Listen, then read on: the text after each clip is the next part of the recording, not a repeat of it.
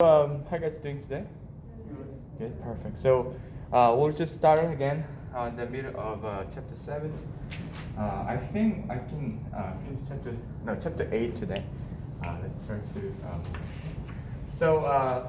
We've been talking of the reactions we've been doing with the alkene. So there is another one I can show you here, which is this one. Okay. We have a certain type of alkene over here. You can try to treat it with the potassium permanganate, okay, and some acidic conditions over here. Okay, so we're going to treat this one with the potassium permanganate and with some acidic condition over here.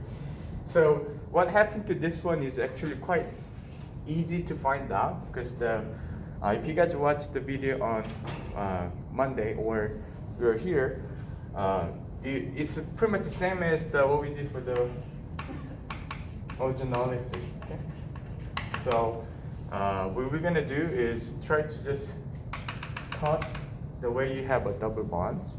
Okay, and then we're gonna separate them like this.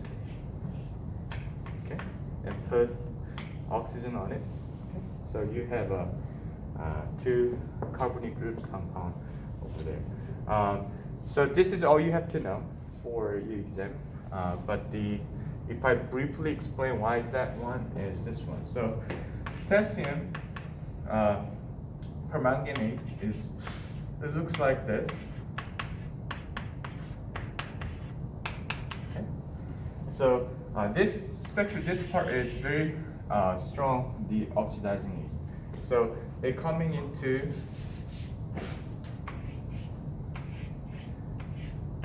this side.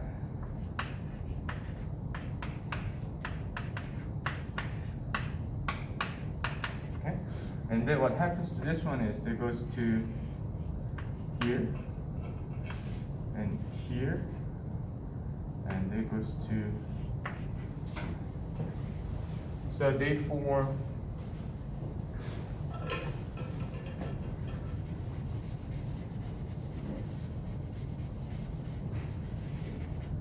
This one, okay, see that, right? And then it goes to here, here, okay. So, and then they left by being one, okay, and this will be broken with the double bond, okay. So this is. But obviously, you don't have to know the mechanism, but try to make the similar products you see from the this potassium permanganate from what we did to the ozonolysis. Okay, makes sense, right? So maybe.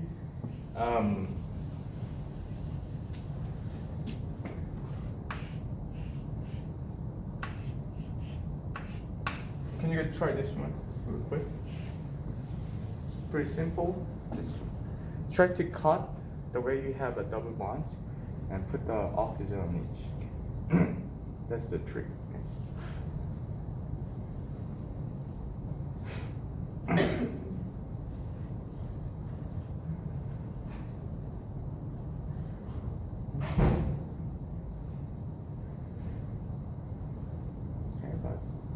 About 1 minute, I think it's quite straightforward.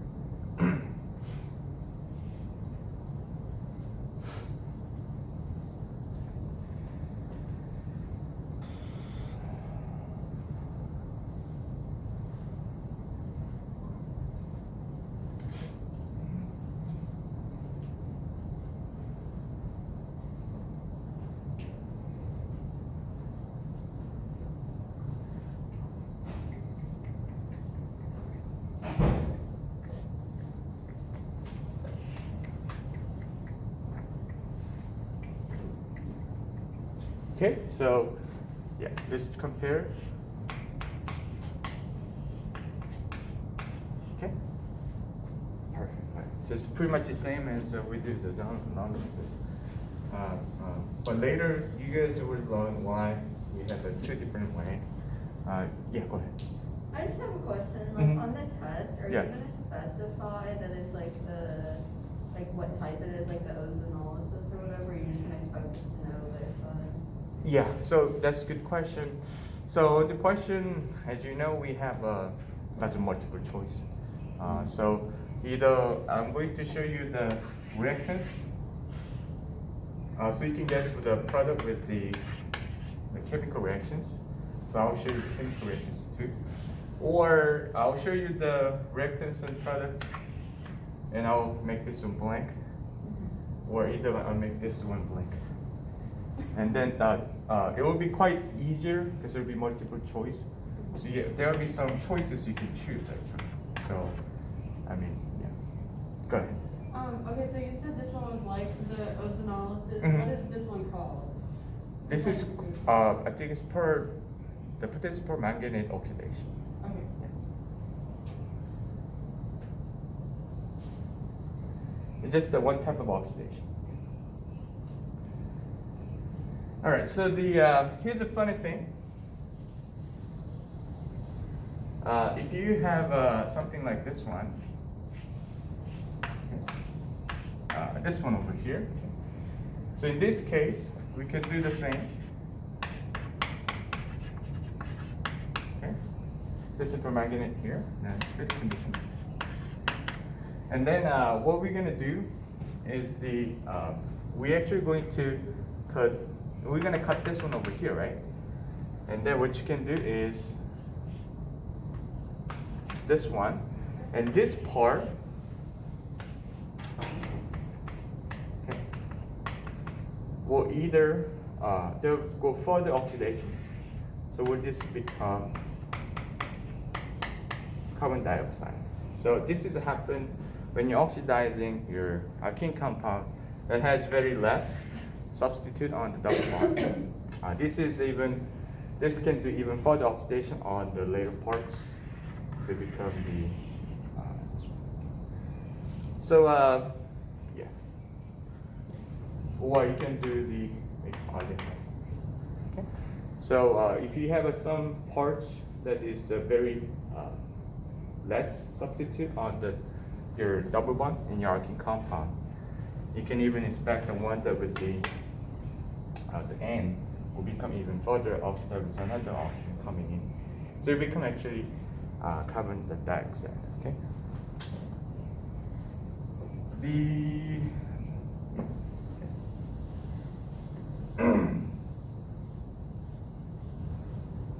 Okay.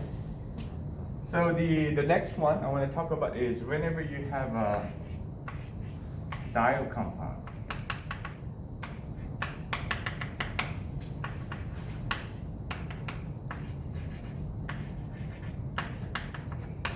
Okay.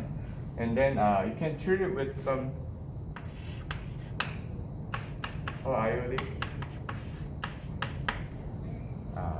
compounds over there. Okay. And then what happens to this one is they're actually going to break these two apart. So what happens to this one is that they're actually coming in this position.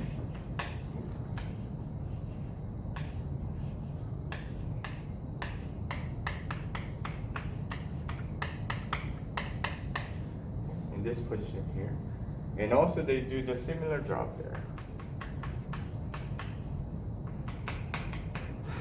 So what happens to this one is it goes to this one here, and this one. Okay. So it's also a very similar mechanism over there. So when they break apart, and then this one will break, right? They form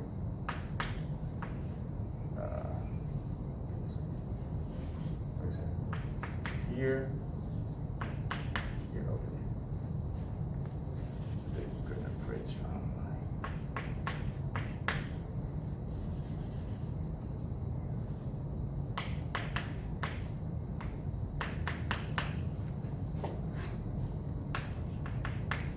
So it's quite similar, right?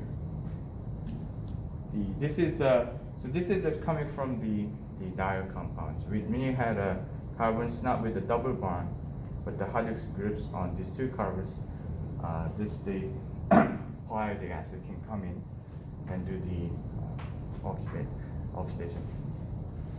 So yeah, I think can you guys try this one real quick?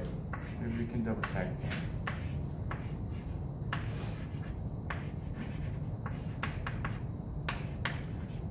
This time.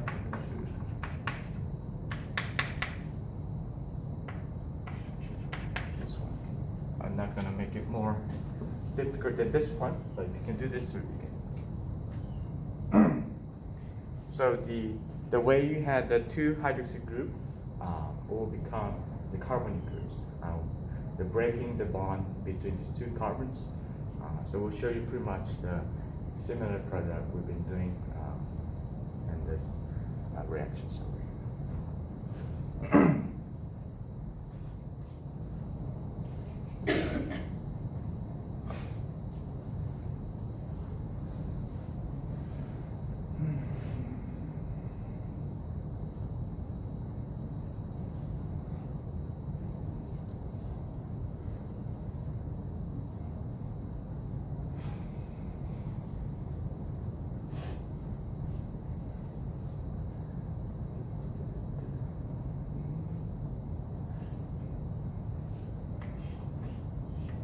Okay.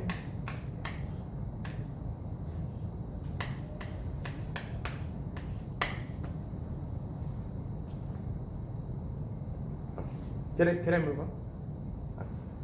All right, looks good. So we've been making a sort of a similar product from the different reactants, but similar mechanism. So next one I want to talk about is this one. So this is the time we're going to use the, you can say, trichloromethane, what we actually call this chloroform. And you can actually treat it with the some strong base. Okay? You can treat it with a strong base. Okay? And then you can treat it with the strong base. And what happens to this one is they actually form carbanium. So if you look at this one over here, this will dissociate these two form over here, potassium and hydroxide anion. And this one will actually grab one of one hydrogen over here. So then this goes to the carbon. And that makes the enough amount of push to one of the chlorine to leave. Okay? So if that happens here, this carbon will have this type of form over here. Okay? So this is a carbon with the lone pair with the two chlorines over here. So what happens to this one when it comes to some alkene compounds? They can make the series of the movement of the reactions. The pair of electrons are actually going to be happening here. So one pair of electrons in this p orbitals goes to this carbon. Especially they're going to be on this empty p orbital there, which is nearby this carbon. And the lone pair here goes to the one of the carbon over there.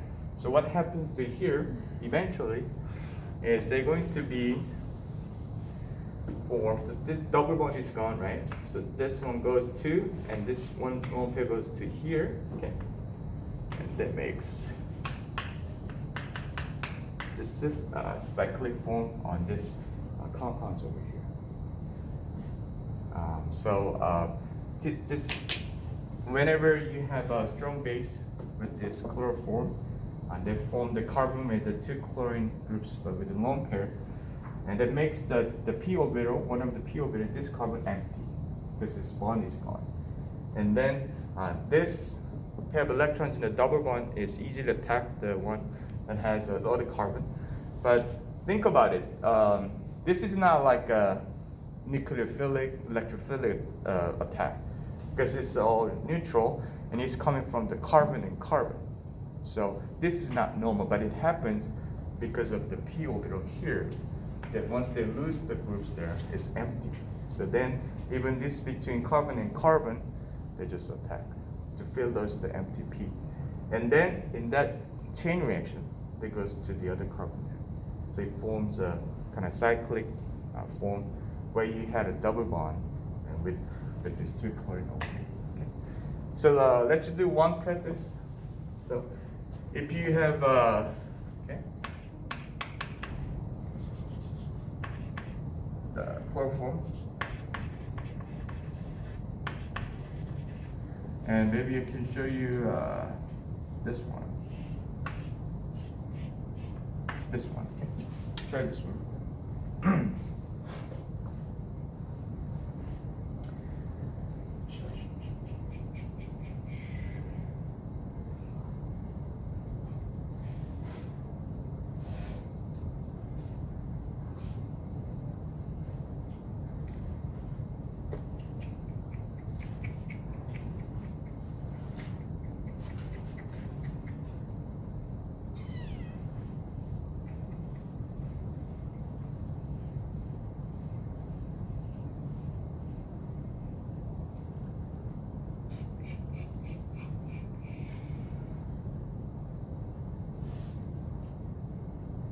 Okay, so this is okay.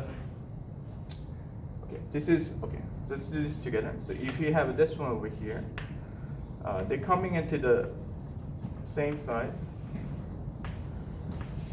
and there will be hydrogen pushed to the back, and there are the chlorines are also tetrahedral structure. Once the carbon obviously on the one side. So this is the bond should be on the same one over here.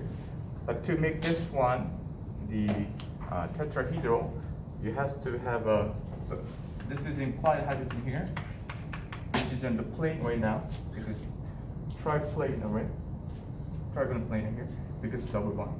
But when it gets to the tetrahedral structure, they pushed on the back, the carbon on the one side, so it should be the same, pointing the same way. And then these two, they're coming onto here, they're coming into here. So this goes front, this goes back. Makes sense, right? Okay. Let's try one more. Yeah. Let's go.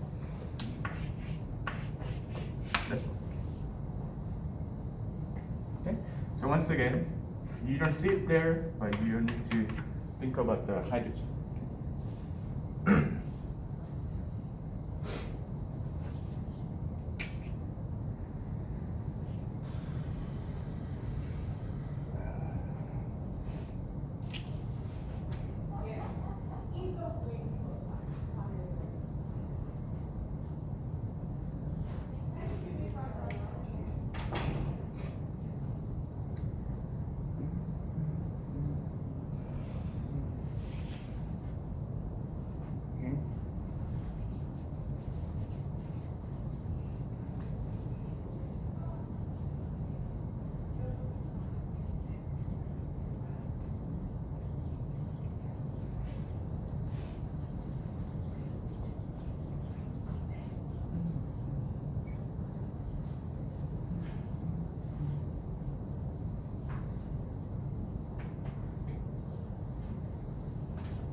Okay, so if we do this one over here, we're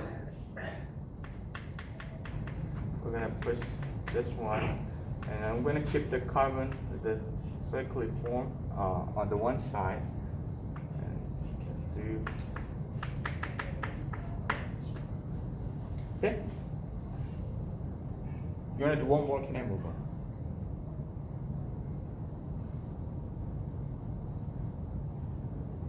Looks good, right? Okay. All right.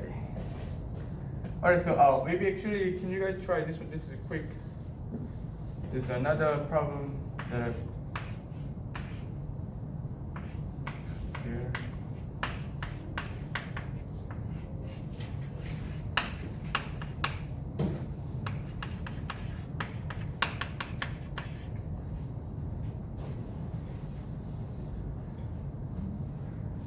And this one will be 2 times of something.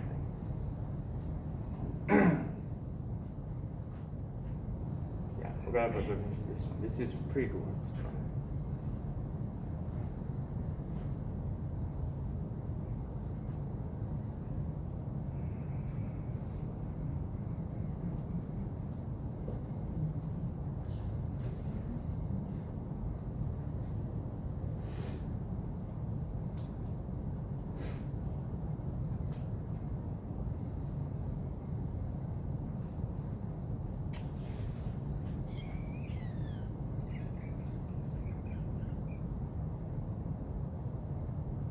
Okay, about 30 seconds.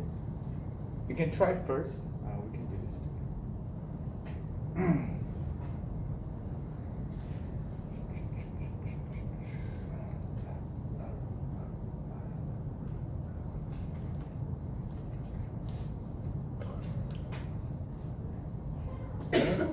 So this will be what? Okay, two of this one. So the trick is, once again, remember this, you don't have to know the mechanism, but the carbons is two hydrox group, break it, and make it double bond. Okay. That's the trick you need to know. You can. All right, so if we're okay, we can move on. The next one. So next one is called Siemens reaction. Okay, so this is you're gonna use the diiodo methane with the copper zinc copper alloy. Okay. And then what we're gonna do with this alkene compounds is actually pretty simple. We're gonna have where you have a double bond here. This will eventually form like this one.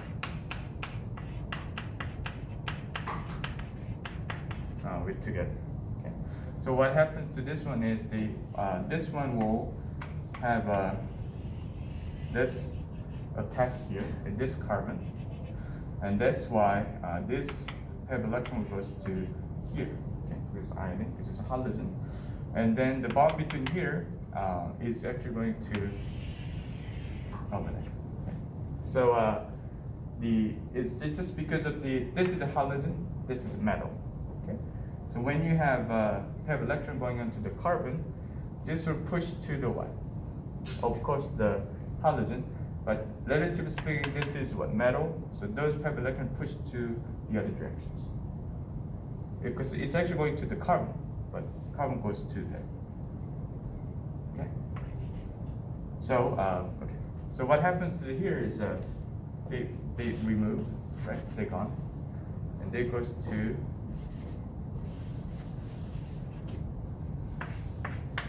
this direction. So double bond is gone, and carbon hydrogen 2 will make cyclic form over there. That's it.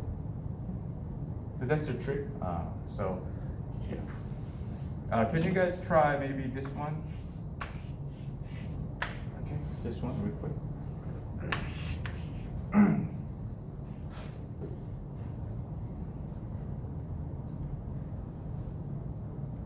So instead we put in carbon chlorine, we put in just carbon and hydrogens.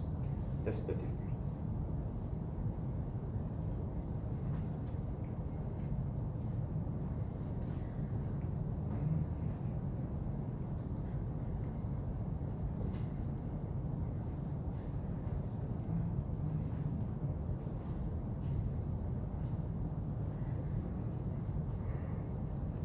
Okay, about 30 seconds.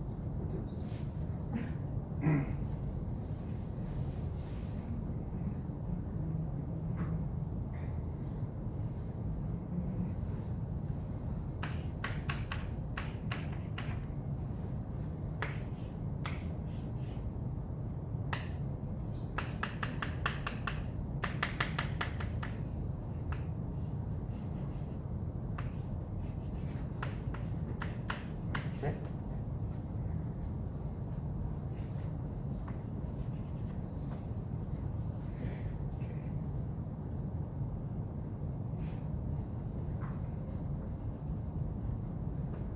Okay, makes sense, right?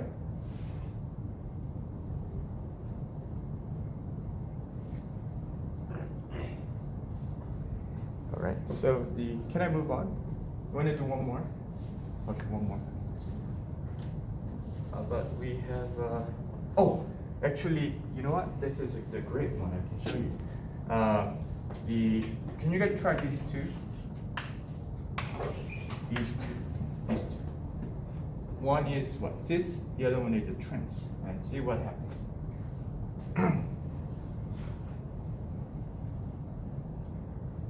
This is a really famous question in chapter 8, so it's a really good practice. Yeah. Does that say CU in the parentheses there? CU? Oh, no, I'm sorry. Yeah, CU, yeah, copper. Okay. Yeah, you're right.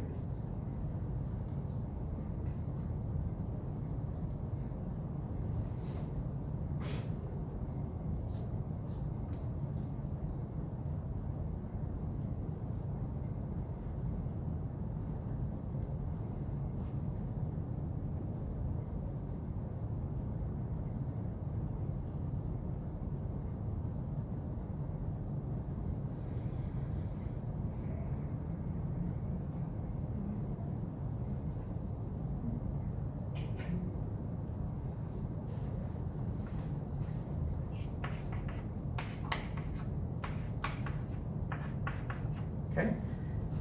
So what you can do here is this one. So we're gonna put this in here, right?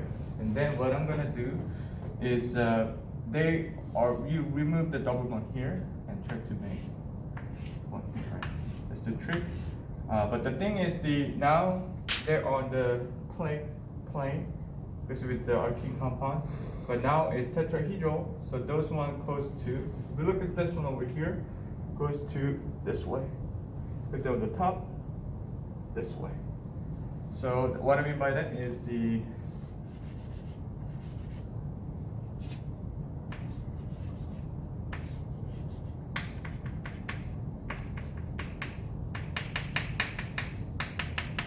like this. Okay. So for this one, for trans, you have over here, right? And then do this one.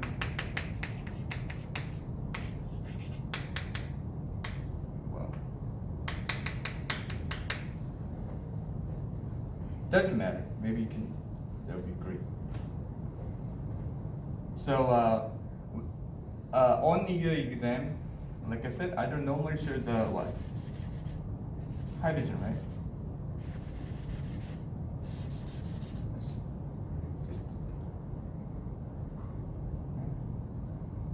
So yeah, on your exam, move it like this.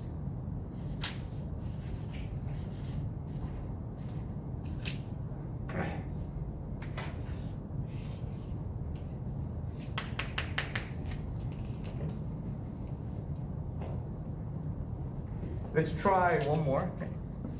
And we'll move on. Can you try this one? This one.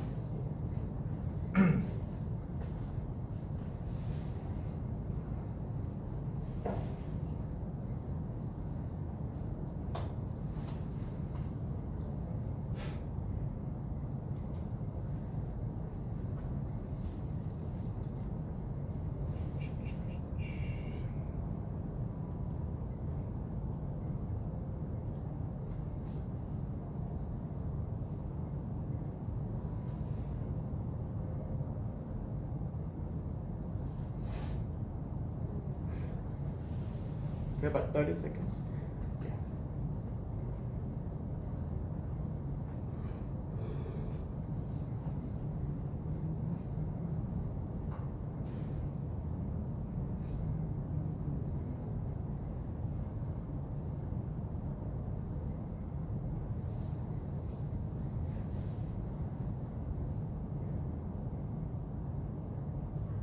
Okay, so yeah, what we're gonna do is this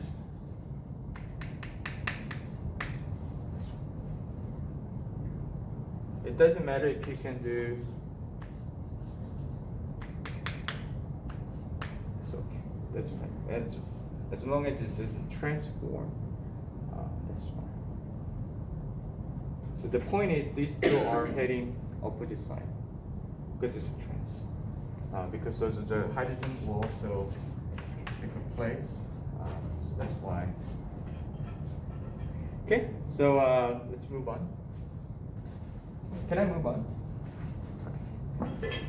All right, the last one. So this is the last one in chapter 8 before we move on to chapter 9.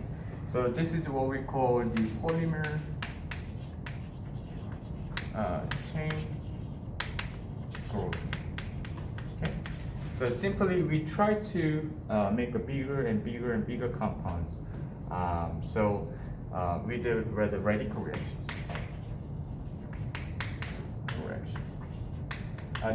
This will become radical reaction because this is all going to be the reaction between carbon, carbon, carbon, carbon, carbon, carbon. So it will be the radical, not the polar reaction. So the polymer chain reaction simply means that So the polymer chain reaction is actually we're gonna have a monomer, and when monomer is linked by other monomer, eventually become polymer, obviously. So we're gonna learn how to do this real quick. So to initiate the radical reactions for chain reactions, you normally start with the benzoyl peroxide. Okay. So later in the I guess taking over 2. Yeah. So later you're gonna learn, but this is like a benzene ring. But as a benzene ring as group, we call this the phenyl groups, which we'll learn in chapter 18, more specifically in over 2. But anyway, here, so what happens to here is this is oxygen, right? So it has to be homocleavage, which means a radical. So they break apart with the 1 electrons, not a pair of electrons moving, it's 1 for each. Because it's a oxygen, oxygen. There's no change in what? Electronegativity, no one can have a overrule the other. So if that happens, you have a 2 of this one, right? 2 of this one here. And then they goes to make a double one here, goes there. So a pair of electron here will goes to there, and that one electron goes there, and the a pair of electron goes to here. So this will become carbon dioxide with the the radical. So this is what we call phenyl radical compound, because you have only one, not lone pair, just 1 electron on this carbon, and this is the phenyl-like groups. So we call this phenyl radical, and this is a good start point for polymerization. Okay.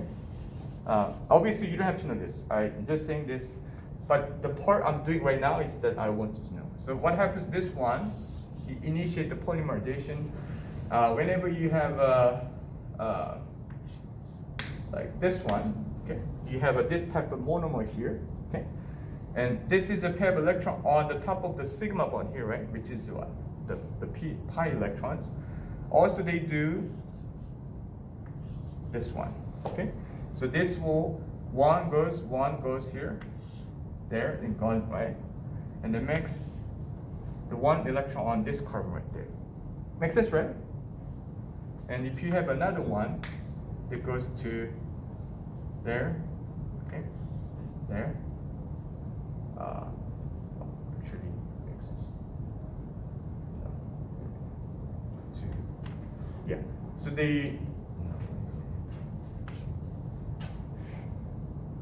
sorry. This goes to here, over here. Okay. Yeah, that's right. So then just think about it. This one will be gone. This one will be gone. And this goes to there and goes to there. Okay? Have another one goes to there, goes to there. Like this. Okay? So what happens here is you're going to have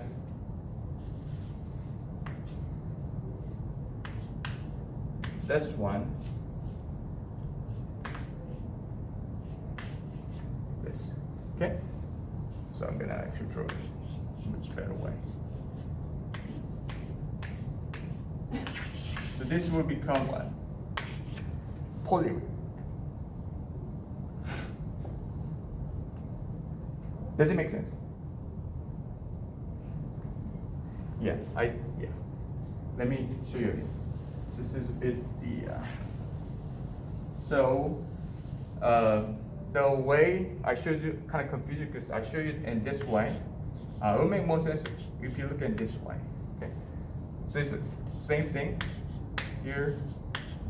Same thing, or you just rotate it, right? So those goes to here, here, here. Okay. Here, here. So what happens to this one? This will be gone to make this single bond. This will be gone. In this position, we'll have this. There is another one with this one.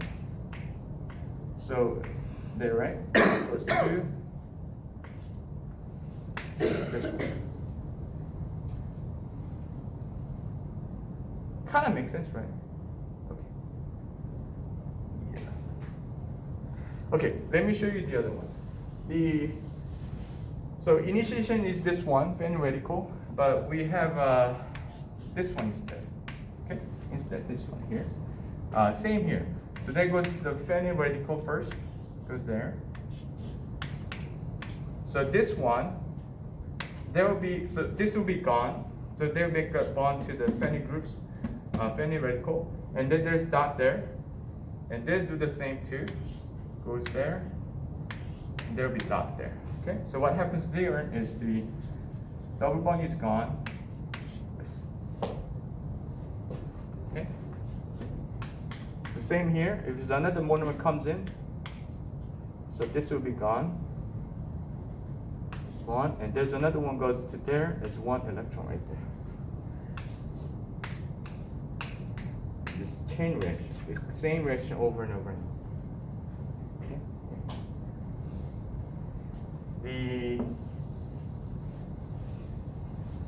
So can you guys try maybe this one?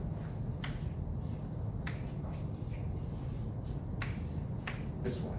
This is your monomer. Oh, and this is happening in a very high pressure and high temperature. This is why we try to use the residue of the coal or oil, petroleum. We have a lot of the organic compounds in it. That's why when you make a plastic, it's very cheap because they're coming from the natural source. So you only have to do high pressure and high temperature to proceed on this radical chain reaction.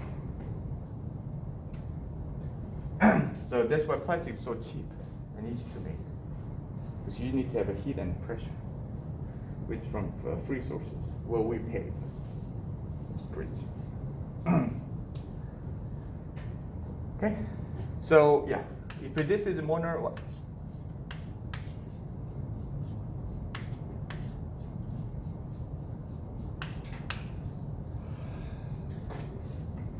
Go ahead. Okay. This is our styrofoam cup. Styrofoam cup. Okay. So